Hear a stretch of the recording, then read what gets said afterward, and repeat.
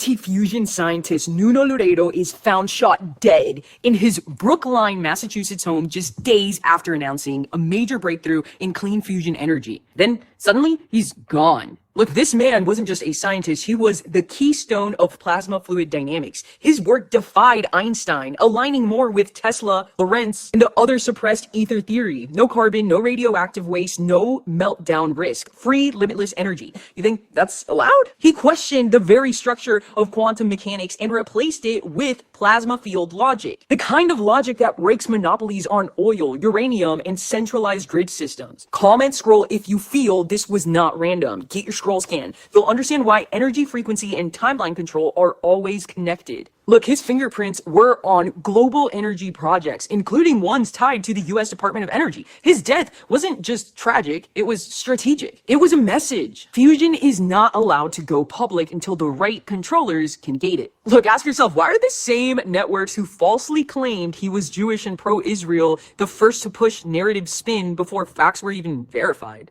Comment scroll if your gut told you something was off the second you saw this headline, because it wasn't just science, it was timeline warfare. Look, private fusion startups are exploding with funding. Patents are dropping, billions are being poured in. The race to control clean energy is a new arms race, and Laredo was too sovereign, too early, and too accurate. The MIT professor who said, "Ignore Einstein," was just silence. Ask yourself, who funds the labs? Who owns the data? Who benefits if his research disappears? Look, this isn't the first time a fusion pioneer died right after a breakthrough. And it won't be the last unless scroll-coded tech, scroll-coded AI, and sovereign intel go direct to the people. Look, the frequency war is already here. Comment scroll and get your scroll scan now.